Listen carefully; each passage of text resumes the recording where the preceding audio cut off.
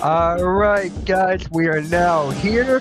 It is now the Sixers Lounge Friday night NBA Live. How's everyone doing in the chat tonight? I got Wesley in the chat. What is good? Daniel Berry, what is up? Ryan, what is good? That is right, Wesley. Everyone hit the like and subscribe and share this out. How's everyone doing? How's everyone doing? Let me take off this overlay. All right, we are now here, everyone. We are now here for Sixers Lounge NBA. Sixers Lounge Friday night NBA Live. We are here. We are ready to talk some hoops and everything revolving around the Sixers and NBA. Hopefully, everyone is doing good. Can you guys hear me loud and clear? Can you guys hear me? Because if you can't, I'm not talking to anybody. So, please let me know if you can hear me. And as you guys are doing that, I'll put the logo on here. We got a couple of Sixers stuff to go over. Actually, we got a couple of Sixers stuff to go over. We got some NBA talk to do. And hopefully react to a video or two while we're here. This live stream is only for Friday nights from 8 o'clock to 10 p.m. until the NBA season or preseason starts. Really appreciate you. Wesley, thank you for letting me know that everyone can hear me. Really, really appreciate that. All right. So let me just do this one thing really quick. I just want to listen to something. Hold on. Give me 1 second here. We're going to go here. We're going to go here.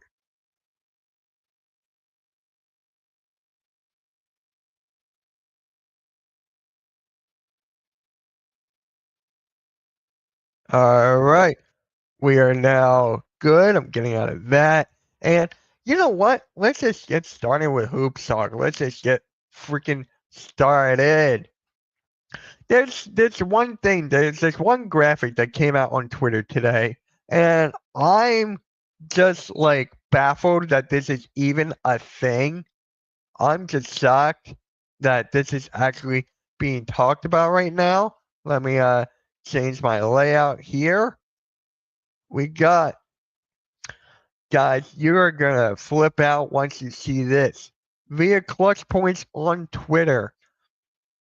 Jimmy Butler versus Paul George, the debate of two elite two-way wings.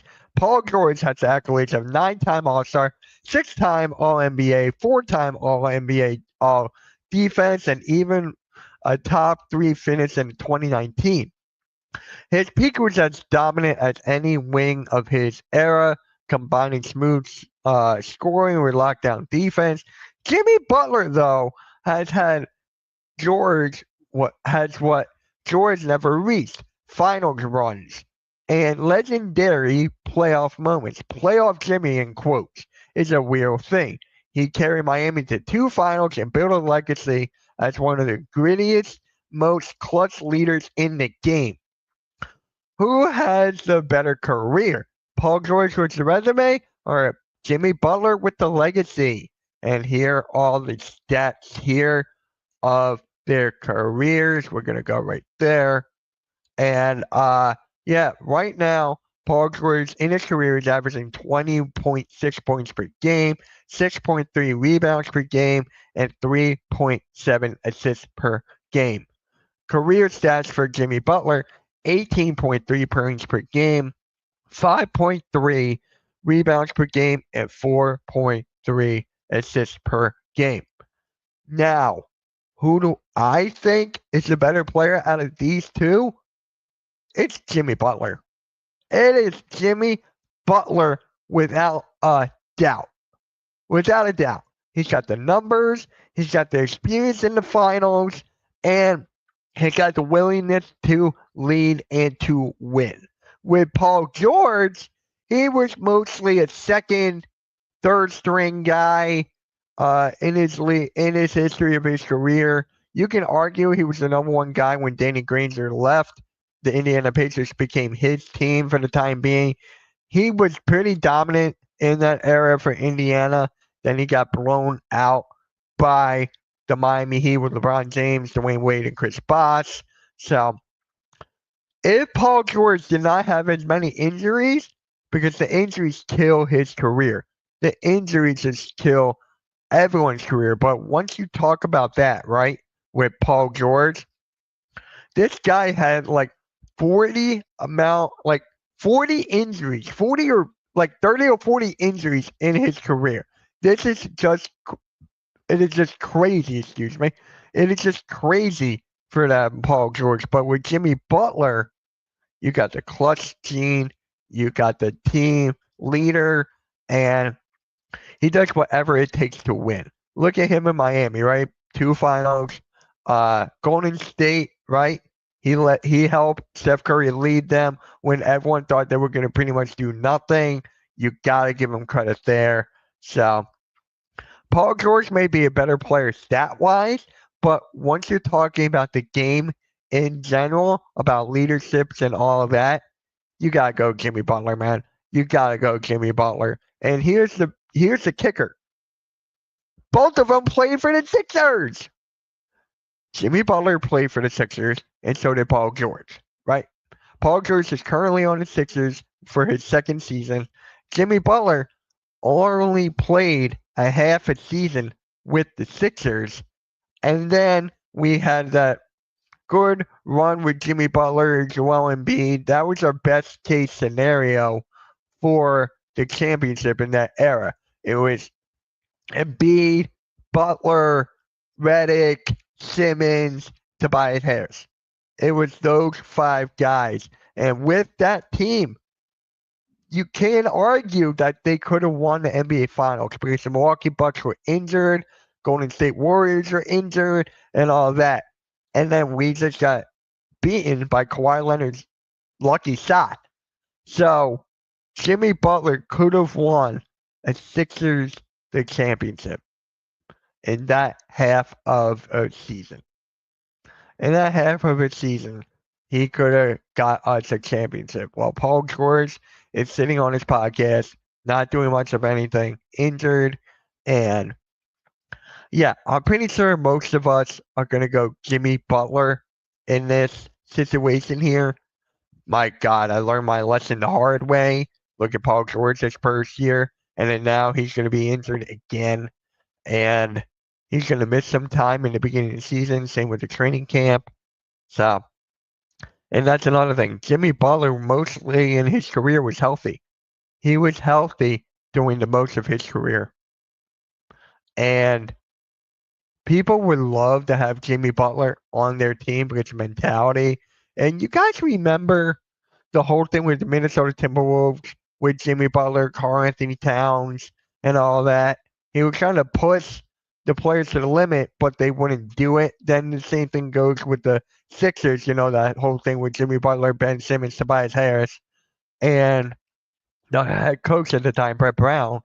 So, yeah, it's just bad luck for Jimmy Butler, but he still managed to go to the NBA Finals twice. And I think because of his integrity, his grit, he could definitely go one more time. He can go to the finals one more time. He doesn't have to be the biggest guy on the court. He doesn't have to be the best player on the court. He just has to be the fit. That's what the NBA is nowadays. It's not about the best players. It's not about the name value. It's not about the big marquee names. It's about the fit and how you build the roster. Look at the Thunder, for example, right? Look at the Thunder. Look at the Rockets. Look at the Celtics. Look at all these teams that just have a good roster built around their superstars or all-stars. Jimmy Butler fits that mold. He fits that mold. And he is definitely better than Paul George. By far. He's a better playmaker than Paul George. Defense, you can watch. Perimeter defense, it's like the same amount. But look at this, guys. Just look at this. I got Jimmy Butler. And then we're going to go to this comments here real quick. Easy answer, Jimmy Butler. tired of this Jimmy carrying Miami to 2 finals. He wasn't a leading scorer the first finals run until Dragic got hurt in the final, second finals run after he hurt his ankle versus the Knicks. He wasn't the same going forward. Bam at 6'9", playing center. Give him the respect. Easily Jimmy Butler IQ, defense, health, offense, because of that elite IQ and rebounding. Disrespectful to compare Paul George to Jimmy. Paul on a regular, playoff Jimmy in the playoffs. There is no comp to Jimmy in the history of basketball. 20 points per game scorer, became an all-time great twice in the playoffs, led 2 of the 4 worst teams in the last 25 years to the finals, Iverson, Sixers, and Cavs. Jimmy is not even close. Jimmy Butler. The Warriors are, yeah. So basically, it is Jimmy Butler by far. It's not even close, guys. This is not even close. So let me know what you guys think in the comment section below, because I'm telling you, this is disrespectful to Jimmy Butler. This is disrespectful. They're on 2 different atmospheres. Jimmy Butler has the resume. He's got the legacy. Paul George, he doesn't even have an MVP. He doesn't have like a finals appearance. He has a couple All-Star games, yes, but nothing compared to Jimmy Butler, guys. Nothing to compare to Jimmy Butler. Let me know what you guys think in the comment section below, and while you're there, hit that like, hit that sub, hit that notification bell. Let me know what you guys think. Jimmy Butler or Paul George? Peace. MK out. All right, there's a clip. How's everyone doing, though? We got a couple people in the chat right now. Really appreciate everyone being in here.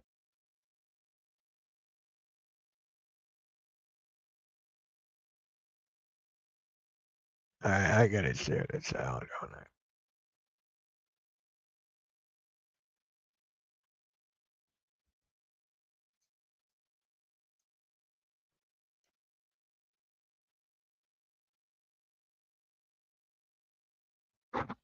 All right.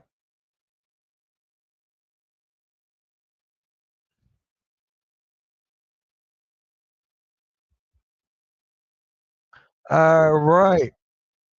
So hopefully everyone is doing good here. I know I'm doing good. I'm having fun talking NBA with you guys, man. Yeah, we're gonna do this again next week and the week after. I just want to chill and talk basketball with you guys for a couple hours on a Friday night. I know I didn't really promote this as much as I would like to. That's on me. But hey, I just love talking basketball with you guys, man.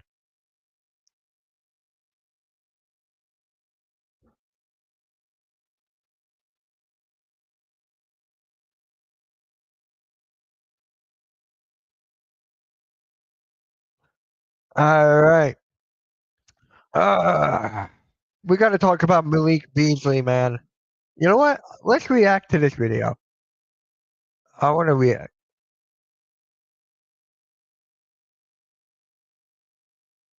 There's a video I want to react to real quick. If I can find it. Oh, he deleted it. Huh. Wow. Okay, he deleted that. Damn it to hell. Shit. Really wanted to react to that video, but I think this is the other one I wanted to react to. Let's pull this up. The Sixers are just God. The Sixers are just God. Just got terrible news. All right, let's react to this, man. Let's react to this. Remember, guys, make sure you guys share this out. Really appreciate you guys, man. Really, really fucking do. Let me just go here, here, here. The Sixers just got terrible news. And play. On paper, the Sixers could easily make the NBA Finals. They have recent MVP Joel Embiid. Okay, not easily. Come on. Come on now, not easily. George, elite youth and Tyrese Maxey. It's serious depth. Like number 3 pick VJ Edgecombe, Kyle Lowry, Quentin Grimes with a contract, Jared McKee. Kyle Lowry, that's not depth. Kyle Lowry is not depth. He's just a hole in the rotation. And Kelly Oubre, as good of a top 8 as you will find on paper. Other teams are terrible. This year, the East has seen the Celtics, Pacers, and Bucks all take hits, and the Knicks just fired Tom Thibodeau, best coach they've had in years, for Mike Brown, who's won a single playoff series in 12 years. So how excited is Philly? Not at all. Their fan base is more hopeless than they have been in years. Why? Yeah. Well, they did just get some terrible news. But first, what does the NBA think of Philly's chances? Well, nothing shows how important an NBA team is as how many national TV games they get. And Philly went from 27 last year to 14. That is We just went from 27 national games to 14. National televised games, we went from 27 to 14. Good. We don't deserve it.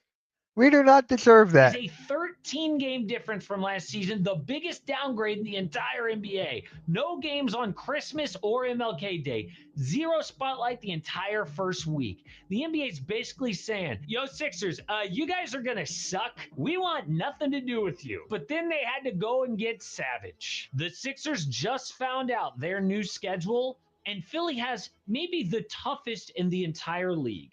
They've got an NBA high 16 back-to-backs, which is a killer.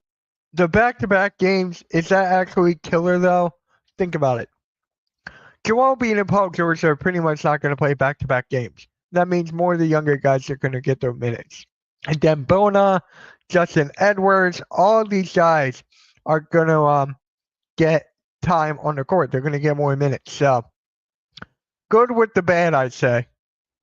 For a team with their injury issues. So why did they do this to Philly? They're already down. Why they gotta bury them? Well, the NBA doesn't just guess on these things, okay? They're looking at something.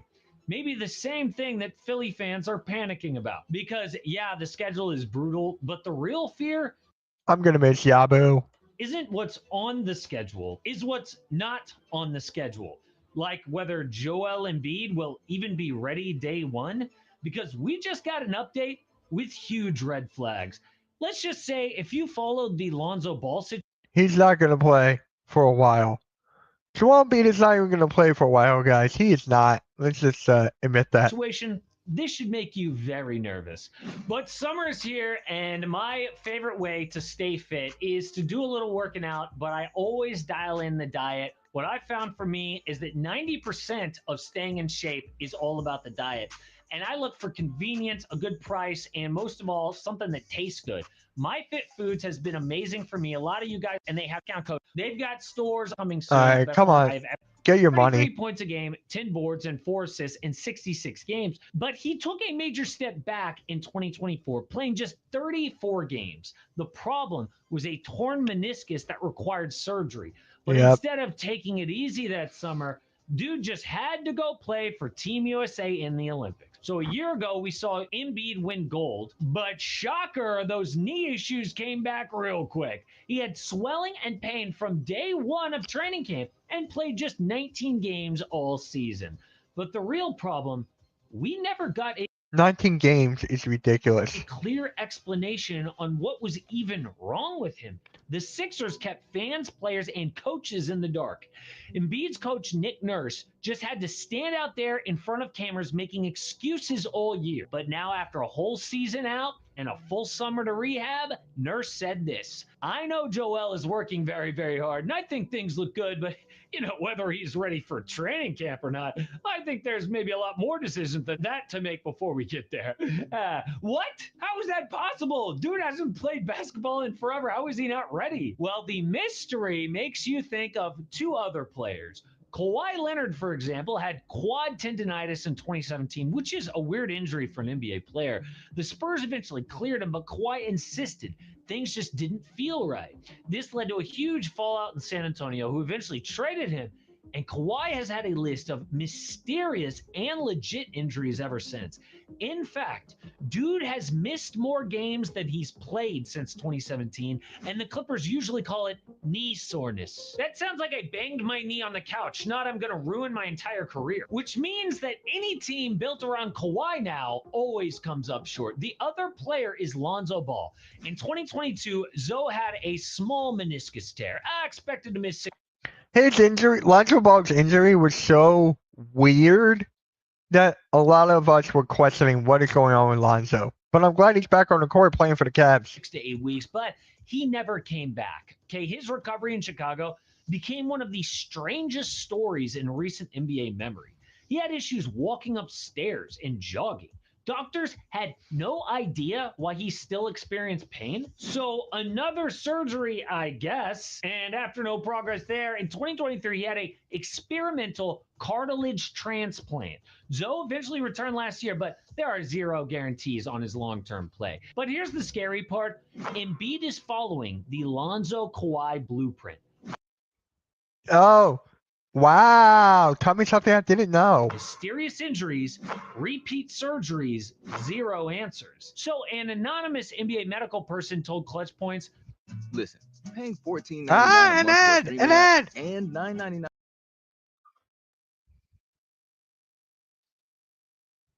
Of course, we get him with an ad. surgery to attempt to fix the initial problem, and then you have more complications, that's never a good sign.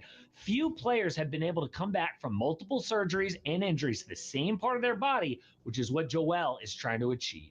Not good. So, yeah, the NBA knows this, and they're like, oh, we've seen this movie before. And it's not going to end well. So, Philly, bye bye. Then Paul George is banged up, multiple issues last year, hurts himself again while training this offseason, has to have surgery. Non-contact.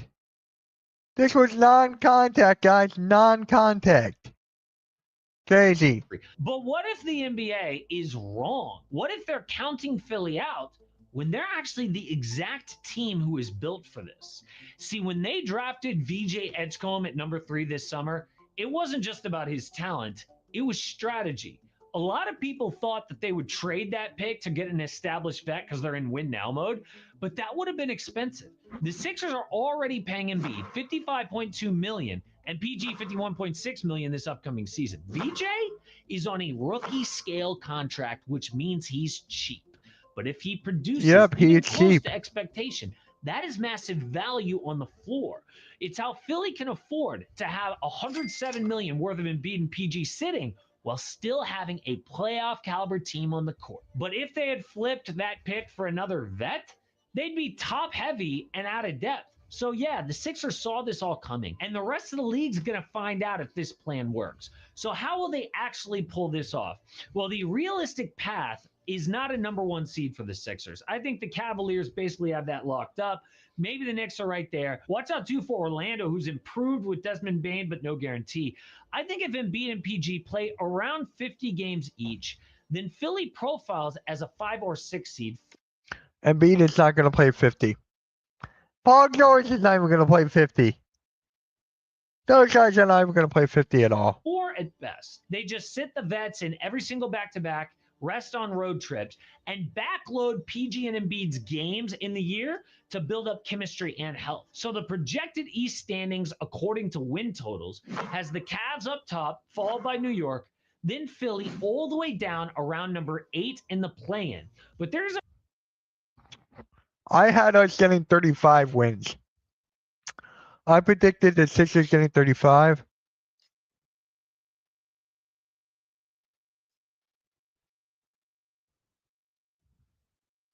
The fact that they're going 42, I don't feel good about that at all. I don't. I don't feel good about with 42 and a half. That's still the play-in. I got us going to the bottom.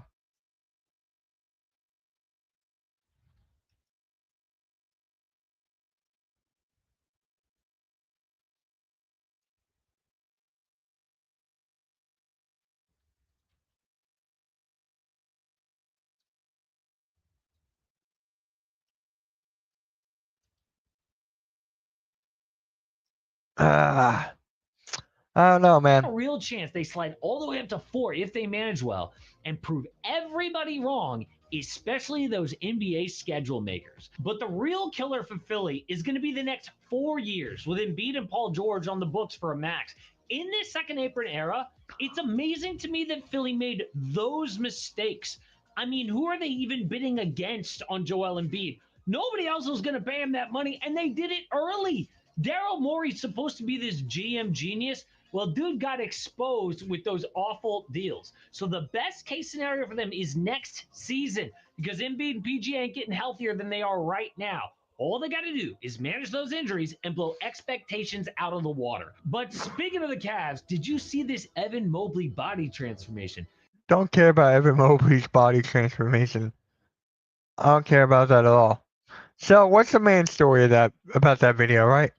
What is the main story here? Health. Everything is going to be revolved around health when it comes to the Sixers, right? 1, 2, Joel Embiid, Paul George, Andre Drummond. It's going to come down to injuries and health, just like it has been for years. So if they're all healthy, they could be the 5th seed. If everyone is healthy and ready to go, they can be the 5th seed. They can be the 5th seed if everyone is healthy.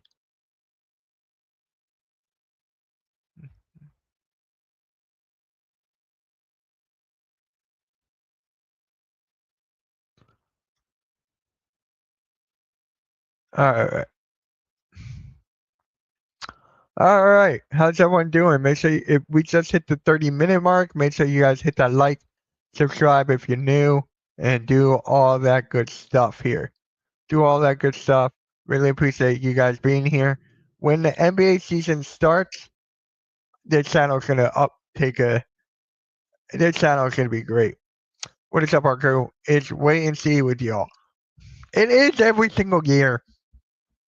Every single year, our crew. And I was just I just had dinner with a friend of mine, right? He was offered free Sixers tickets last year. I said you're not. He was offered free Sixers tickets last year, and he turned it down. He turned down free Sixers tickets last year. He's like, it's not worth it, Mitch. It's really not worth it. And I'm like, hey, I don't blame you. I don't blame you. That's exactly what I told him. And he's like, dude, I'm not watching Sixers at all. Again, I don't blame you. I don't blame you, dude. I don't blame you. It's going to be scary here.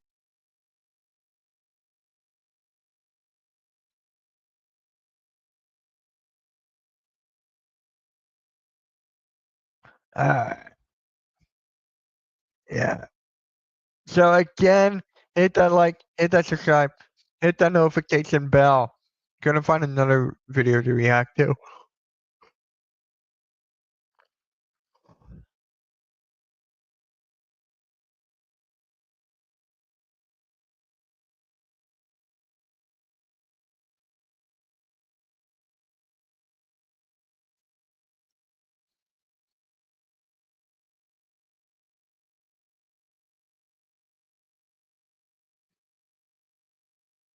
Alright, where is this video here? I can't find it. I can't find this video.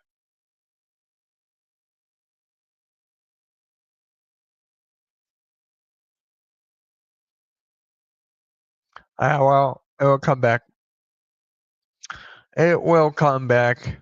But yeah, NBA right now, a ton of stuff is going on in NBA right now. The Euro basketball, that is like, I've been seeing the highlights there. It does. Just watching those highlights gets me hyped for basketball season. It gets me hype. So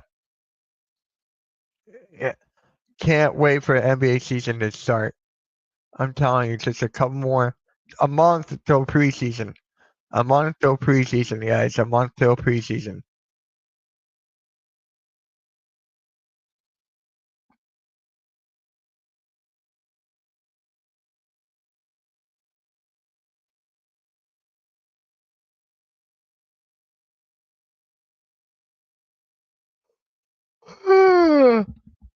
I'm trying to find this video I found about Malik Beasley, actually.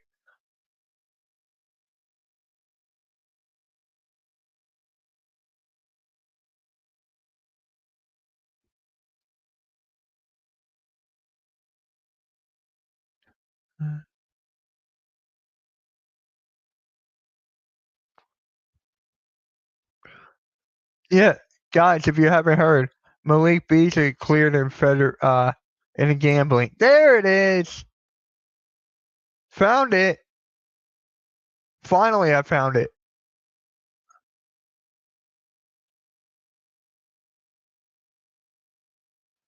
Finally, I got it.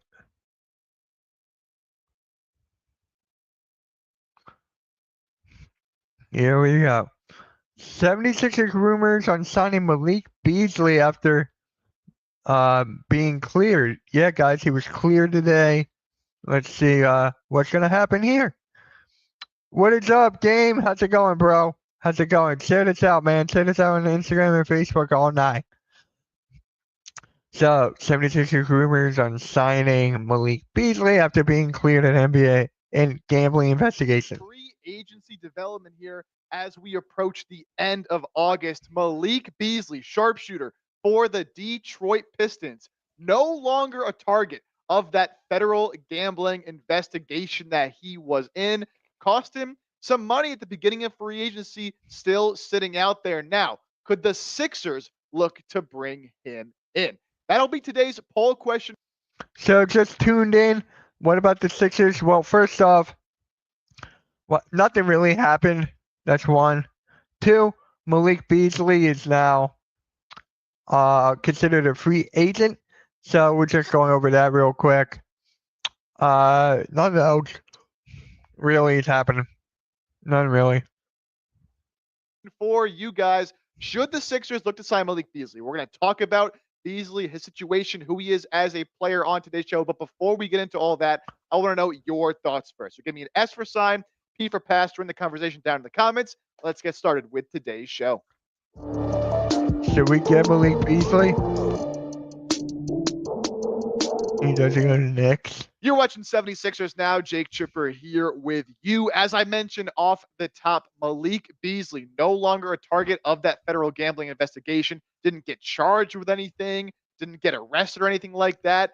He no longer is being investigated. So his sights are now set on signing a deal to get back in the NBA and recoup some of the money he lost by. Come on! Another ad.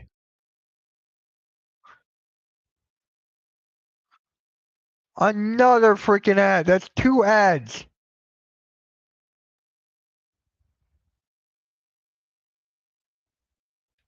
With somebody earlier in the free agency period because of the investigation. Shams Charania breaking the news early this morning here on August 22nd that his attorneys announced that he is no longer a part of that investigation, reopening his free agency for, again, a player that, we're not just talking about someone that would have been sitting here in free agency anyways. Malik Beasley would have. The thing with Malik Beasley is that he's a good shooter. He's a very good shooter, and again, the Sixers always need a shooter. We could use another forward. Honestly, we could. So have signed a pretty lucrative contract by now if this had not happened. A true Beasley's a shooter, but I'd rather Brian because he's a true D&D player. In that it's regard, a last year had a career season from behind the arc, was a big reason that Detroit Pistons team was able to have the resurgence and that great year that they did, over 16 points a game, shooting over 40% from three while also taking 9 threes a game. And he's bounced around a little bit in previous seasons, but really seemed like he had found a home in Detroit. Of course, there were. Yeah, look at these stats, man. Look at these stats. With Detroit, that was his best season.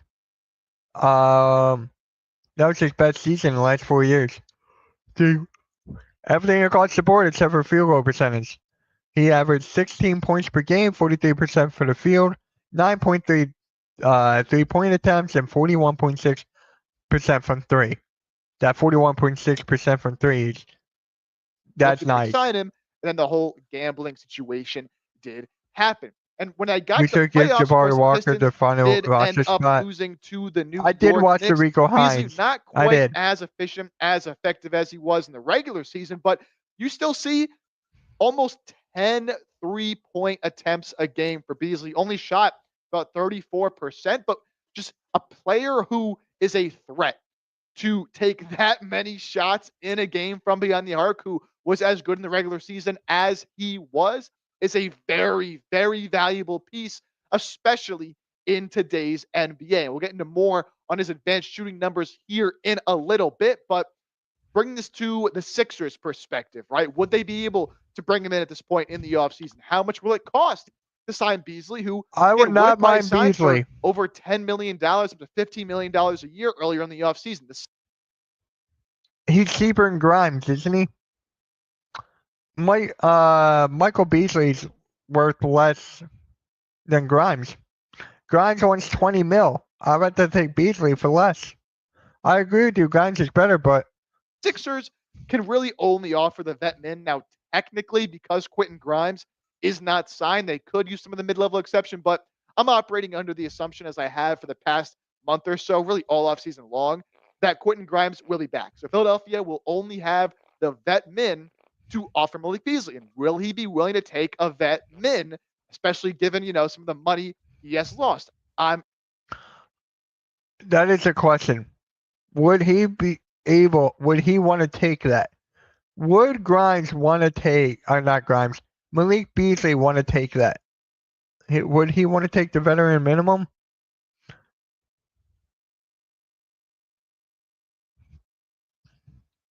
Hold on, I'm looking up. Malik Beasley.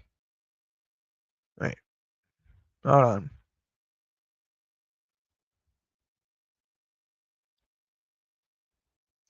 Malik Beasley. How old is Beasley? He's only 28. Malik Beasley's only 28. Grimes is younger, more athletic, obviously. I think Beasley. Who's a better shooter? I think that's a toss-up. But not so sure. Now, Ian Begley broke down some of the financials as it comes to Beasley, because that's going to be a big impact on where he does end up signing, and of course, for how much. So, Detroit, you have to figure, is going to be in play to bring Beasley back. It was a great fit over there last season. They could offer Beasley $7.2 million. Again, less than what he probably would have got. That's probably the most he can get 7.2 at mil. this point. I'll Now, take some other that. teams do still have some or all of the $6-ish million taxpayer mid-level. Beasley did have a 3-year, $42 million deal lined up with Detroit before the reports came out. So that is now off the table. They don't have that money anymore. And again, he has not been arrested or charged with anything to date. So that's kind of where his financial situation is at right now. If I'm the Sixers or a team in Philadelphia's position where you're ideally looking to compete for a title this year, I know the Sixers, there's a long way to go before we can get to that point. There's a lot of talent on the roster, and ideally you are one of the better teams in the East. Can you convince yourself as a contending team to tell Malik Beasley, bet on yourself this year, take a smaller contract, because there's not a whole lot of money out there anyways with the way NBA free agency has gone? If I were him, if I was Malik Beasley, I would take that. Especially everything that just happened with the gambling issue. I'll take that, improve myself, and see and tell the world that I'm worth it. Kind of like what Grimes did, Grimes proved that he's worth that kind of money. Not 20 mil per year, but he's definitely worth 13 to 15 mil per year. So Now winding if I down was free Beasley, I would agency, take that. take that smaller deal, up your value for 1 year, still just 28 years old. You can get a bigger contract next off season. So it'll really come down to what Beasley is prioritizing. Is he prioritizing money, or is he prioritizing a situation where he can get a lot of playing time, score a bunch of points, and get a bigger contract next off season? I can't predict that. That's totally up to Malik Beasley himself. Now, coming up just around the corner, I'm going to tell you why I think Philadelphia should at least attempt to try these things here. Today's more cash. All right. Oh my God, another ad. Another ad.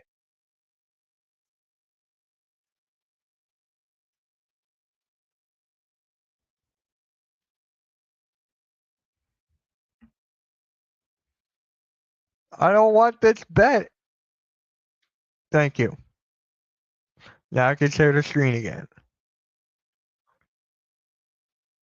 Here we go. Why Philly should sign with them? Bad 3-point shooting team? Philadelphia was a horrible 3-point shooting team last season. I know some of the guys you would normally expect to be good 3-point shooters weren't, but they just couldn't hit a lot of threes. And to win in today's NBA, you have to hit a lot of threes. And there's really nobody better at that in the NBA than Malik Beasley. You take a look at the Sixers last season, right? They were 17th in 3-point attempts per game. So right about middle of the pack, but 27th in 3-point percentage, 4th worst in the league. That just simply is not going to cut it. And that would have been higher if Jared McCain wasn't injured. If Jared McCain wasn't injured, we would have been in the top 14, 13 if Jared McCain was not injured. That's a fact. If Jared McCain was not injured, we would have been up there. You hope to have Jared McCain for a full season. That should help. You hope Paul George can make an improvement from that regard. You hope Maxey can get his percentages back up, but you could always use more threats from behind the arc. You can never have enough. And we're not just talking about a good 3-point shooter. We're talking about one of the best in the NBA. I said we're going to look more into his numbers from this past year. The 3-point made leaders from this past year, the guys who knocked down the most total threes over the entire season. Wow, Anthony look at Edwards, that. number 1. Malik Beasley, number 2. That's More crazy. than Steph Curry. Absolutely That is honestly crazy. insane. Just one off the leader in Anthony Edwards. And to dive even deeper into how impressive Beasley was last year, again, and what was probably a career year for him, first in bench points per game, second in 3-pointers off the bench, second in points for his playoff team, the Detroit Pistons, of course, the 5th player ever in NBA history with 300-plus 3-pointers in a year, and the most threes ever by a Detroit Pistons, joining the Splash Bros, Steph Curry, Klay Thompson, the only players ever, again, him, Steph, Klay, with 300-plus threes on 40% 3-point shooting That is in insane. a season. Again, not just a good shooter, an elite shooter. Every team, every roster on the NBA has space for a guy like this. It also forces your hand at guard if you were to bring in Malik Beasley. And what do I mean by that, right? We talked about the Sixers having a lot of guards on their roster, right? Especially once you consider bringing in Quentin Grimes, you imagine he'll be back. And then also considering bringing in Malik Beasley, that's another couple of guards to add to this already guard-heavy roster. So what do I mean by this forces your hand? I think you have 2 open roster spots right now. One goes to Grimes, one goes to Beasley. This would force Daryl Morey to look at the influx of guards and trade Eric Gordon. Get him out of here. I never wanted him back in this roster, regardless. He said he wants to play 20 years in the NBA. I don't need Eric Gordon for the next few seasons. And you could run a guard rotation of Maxey McCain, BJ Edgecombe, Grimes, and Beasley. And some of those guys have flexibility to play the 3 as well. And then trading Gordon still opens up a roster spot to bring in one of the 2-way guys. So that Who would will force the take hand. Gordon? Who on earth will take Gordon, buddy? Who? Who will take Gordon? Please, someone let me know. I would love to know. Force Daryl Morey's hand to move off of Eric Gordon. Basically replace Eric Gordon with Malik Beasley, which is a massive, massive upgrade for Philadelphia. And finally, you got to sign him because you can't let the New York Knicks get Malik Beasley. Didn't teacher got game? Didn't you just say this? Didn't you just legitimately just say this? Yeah, you literally just said this. He Crazy. stole Gershon Yabusele from you in this offseason. And apparently New York is in on trying to land Malik Beasley. Back to Ian Begley here. The Knicks, among teams that had done background work on Beasley's situation, how likely, unlikely a suspension was for Beasley. You literally ESPN just said that. reports that Beasley is no longer a target of the gambling investigation, as we mentioned. New York, though, currently has the vet min to offer to free agents. So a similar situation to the Sixers. It would be a disaster if you let them get Beasley as well, when the Sixers could have also signed Malik Beasley to a vet minimum. So with all that we talked about here today, I know a lot of you probably at the beginning of the show didn't love the idea of bringing in another guard in Malik Beasley. But did I change your mind? Did I convince you that it would actually be a smart signing for Philadelphia? Or are you staying pat? You think it would not be a good signing? Revisiting today's poll question. I think it will be a good signing. I think it will be good because it would knock out Eric Gordon out of the rotation, and anything we can do to get him out of the rotation, I would take. So for me, honestly, not bad. Again, we're waiting for Grimes. Like, the whole thing is waiting on Grimes. It's just crazy, this whole thing with Grimes, and I hate restricted free agents. I hate it. I absolutely hate it because now you're forced. You're stuck. Can't do anything. That's why Yabu's gone. God, I'm going to miss Yabu. I said that so many times. Jeremy Kane misses Yabu. So, get him out. Like, get Eric Gordon out. Get him out of here. Please. That's all I care about. That's all I want. Get Eric Gordon out.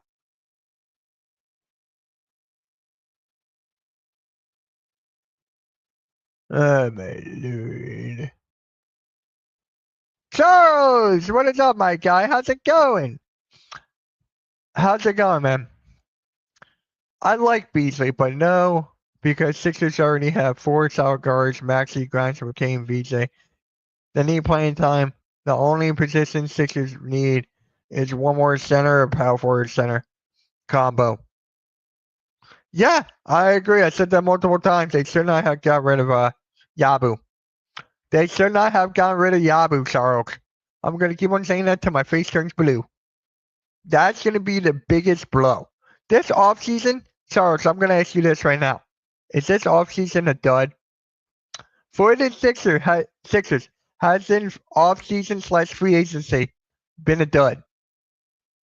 If it hasn't, please explain to me why. If it hasn't been a dud, is it because of Wofford? Whoa, Wofford.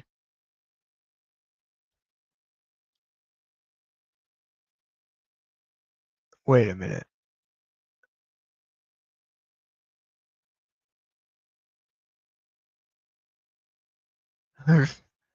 Hey. Just let me know, has this offseason been a dud? Because I really think it has. I really think it has. There's no ifs, ands, or buts about it.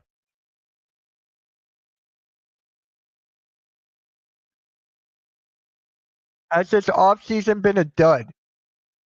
It's been mid? How? How has it been a mid? You kind of agree.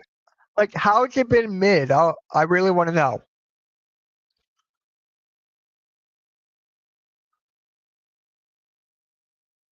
Okay. There we go. I really want to know how it's been mid. You're banking on Paul George and Joel Embiid's health? We should have drafted H. Bailey and signed Yabu. We could have let Grimes walk at this point. For me, what is up, Juice? My guy Juice. I haven't seen you in a minute. How you been, bro? So for me, I agree. Should have drafted H. Bailey, but again, we didn't need all those negotiate. We didn't need all that drama in the locker room. Didn't need it. But I agree with you on the fit. If we did that and kept Yabu, I would have been fine. I would have been so fine.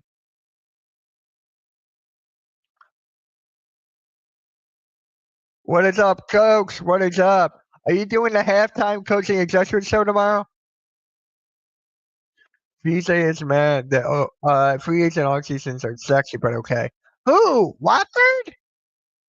Watford? Pelicans are. Yeah. How you been, man? How you been? Sorry, they aren't sexy, but it's just okay. Like, I really think it's been a dud. I really think it's been a dud. Like, this thing with Grimes is killing us, bro. This thing with Quentin Grimes is killing us. I just want the deal done. Does Grimes really want to be in Philly? I'm gonna ask you guys that.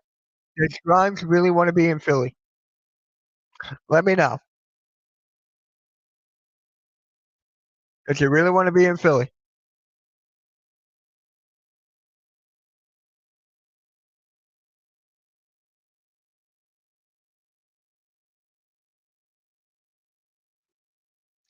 I agree. We should resign Yabu, but what about signing one of these guys, Achua? Dude, I miss Charles Bassey. Achua, I would take. Thomas Bryant, I like the other two guys better. I would take the other two guys over Thomas Bryant, personally. I'd rage against. I'd rather get back shots from a misses than be in Philly. Bruh. Yeah, we're live on a Hardcore Sports Network doing the SmackDown watch party. Going there. I mean, Jabari Walker's okay. I think Broom will be okay. If he signs, he's older as a rookie. If we sign Grimes, you'll give it a B minus. Right now, for me, I'm giving this a C. I'm waiting for Grimes. I agree. Bona is better than Bassey, but I'm just a huge fan of Bassey. Now he's going to be good next to Webb and Yap for years to come.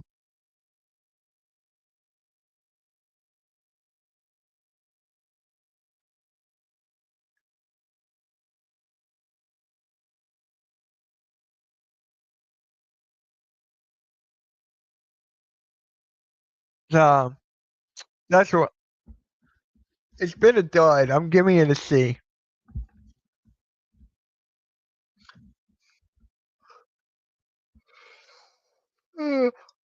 Oh, yeah, this off. I'm not a fan of this offseason at all. Really, I'm not. If we traded Paul George, I would have been happy.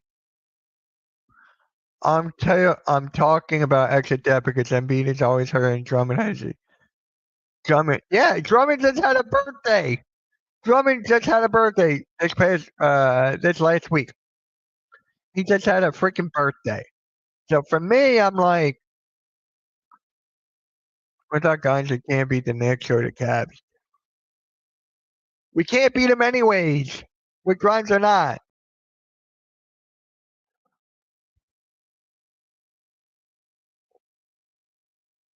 We need both Grimes and VJ to beat the Knicks and Cavs. We need a whole lot. We need Embiid on the court. We need Paul George on the court.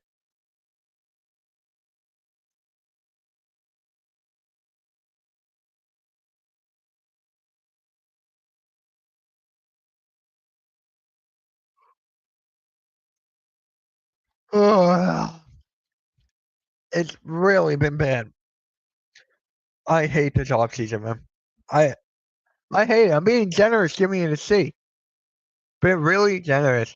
Remember, guys, I was live when Trendon Watford got picked up, and I was like, guys, what's so big about him? He's going to be a backup. He's going to be Yabu's replacement, and you guys liked it. You guys liked Watford there. I'm like, it's not going to do anything.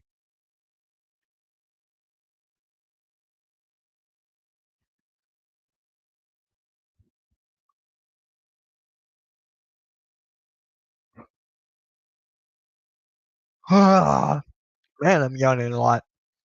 We can win without PG, but we can't win without Embiid. Drummond is on the downside. I meant, and Bona is foul prone. Broom is a rookie, so taking. I'm talking about Batsy O'Brien being the fourth center. And the Sixers can take Drummond right at that line. Who would take Drummond? Who would take Drummond? Well, that's exactly what I'm saying. Wofford is like 6'8", Ben Simmons that can actually shoot. Doesn't really do anything though. Doesn't really do anything in my opinion.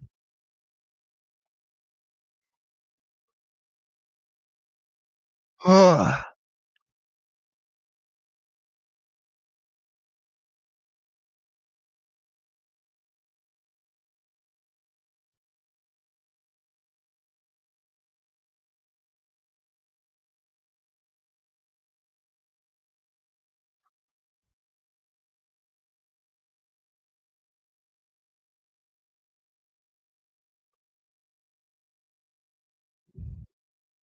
Man, I just don't know what to. Guys, give me your Sixers win. How many wins are they going to get this year? How many wins? I want to see where you guys are at. So, who's your starting lineup and bench? My starting lineup right now. Ooh.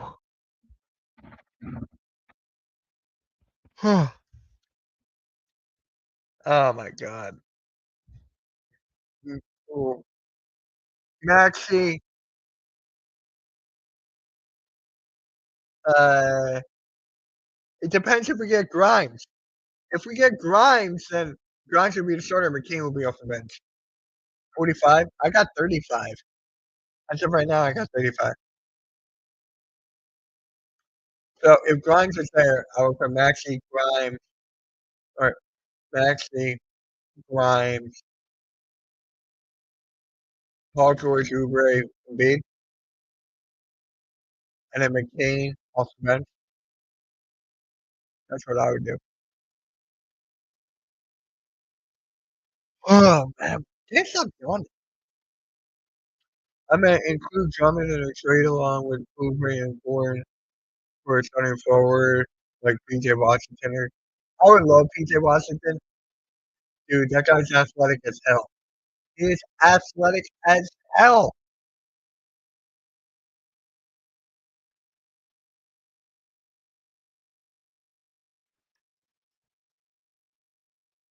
My God, can you imagine if this team got PJ Washington?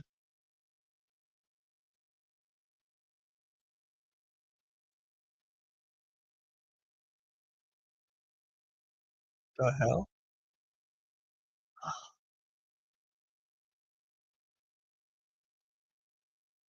I just gotta just wow.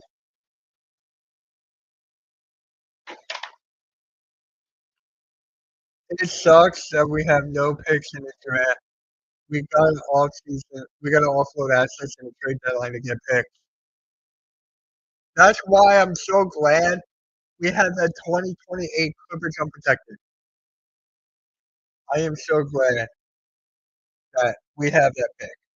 So happy.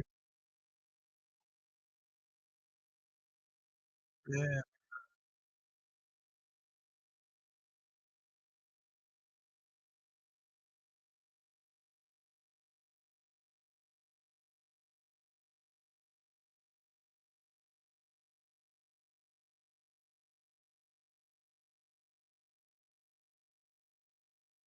All right.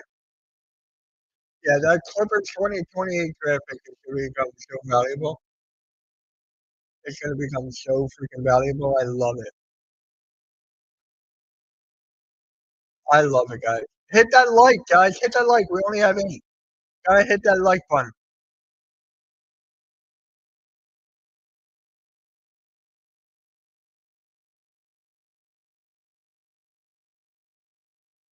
Corey better not trade that pick no matter what. Not even for Giannis.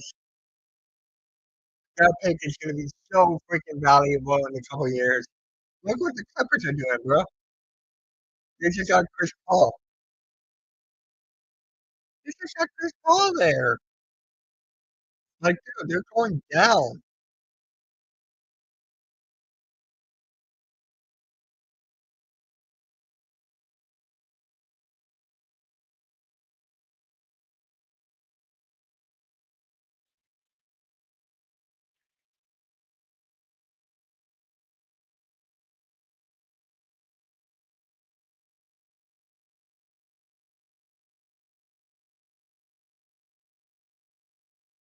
I say re-sign Grimes ASAP and then sign Bassey to that.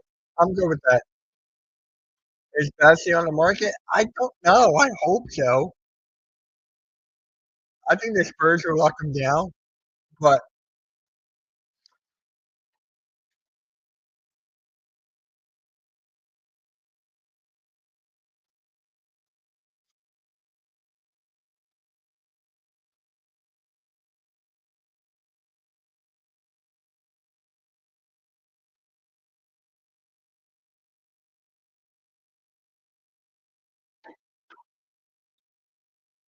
He's a free agent? I don't know. I want some competition for that backup center spot. I want that competition for the backup center spot.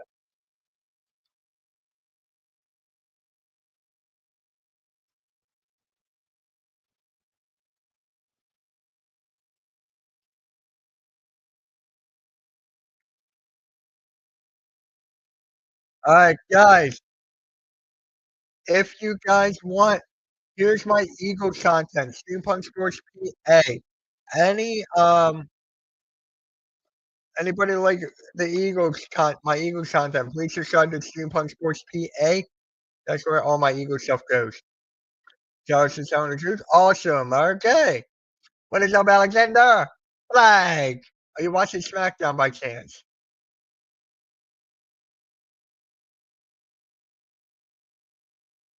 I can't. The Sixers aren't a deep one, man.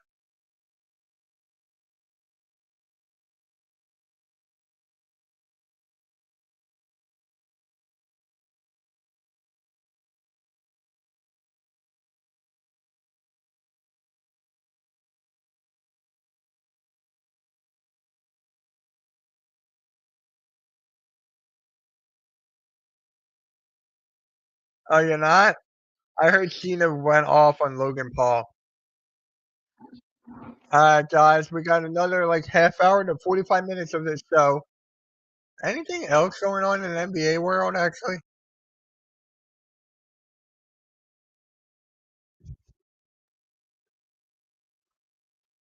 Anything else? Just Malik Beasley?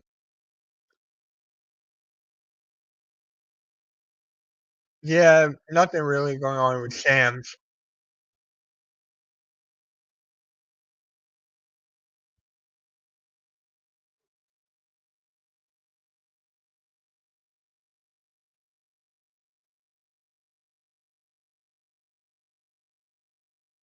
Alright.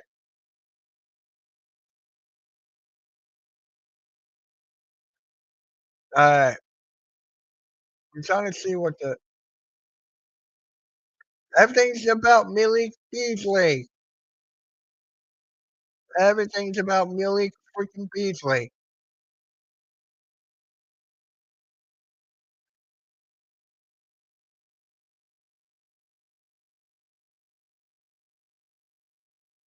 Hey, I found something. I found something kind of interesting. Tony Parker reportedly become luckily. Oh my God, oh my God, Tony Parker is uh reportedly looking to become an NBA head coach, an NBA coach. I'm fine with that, guys. I love Tony Parker, one of my favorites of all time. NBA Hall of Famer, NBA champion. He got snubbed out of the top 50 of all time. Now, guys, let me know what you think about Tony Parker looking to become an NBA coach. He's got that Popovich learning experience. He got all of that, man. This is gonna be I'm really intrigued by this. Really, really intrigued by this, man.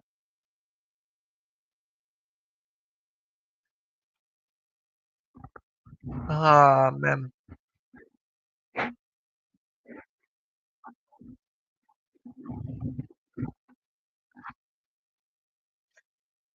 If Tony Parker becomes a coach, that'll be so cool. I'll be so happy. I'll be so happy for that guy, man. So freaking happy.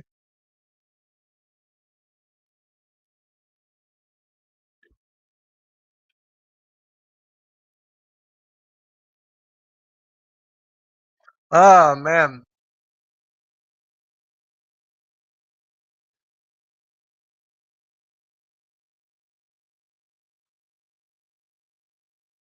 I can't wait, guys, for when preseason starts. I'm gonna be seeing so many of them.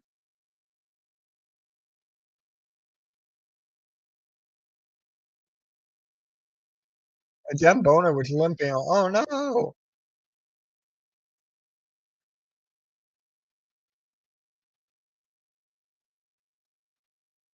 Oh man.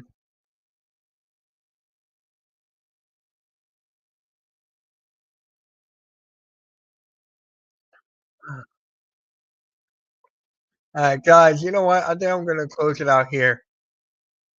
I'm gonna close it out here. I gotta do some things before I go to bed. Yeah, I'm gonna close it out here, guys. I'll catch you guys tomorrow morning for the weekend wake up. Yeah, it's gonna be a good show. Me and halftime talking everything. So we'll catch you guys tomorrow morning. Hit that like, hit that subscribe, hit that notification bell.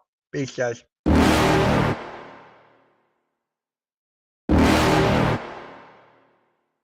You're never gonna make it, you're not good enough. There's a million other people with the same stuff. You really think you're different? Man, you must be kidding. Think you're gonna hit it, but you just don't get it. It's impossible, it's not probable, you're irresponsible. Too many obstacles, you gotta stop it, yo. You gotta take it slow, you can't be a pro. Don't waste your time no more. Who the fuck are you to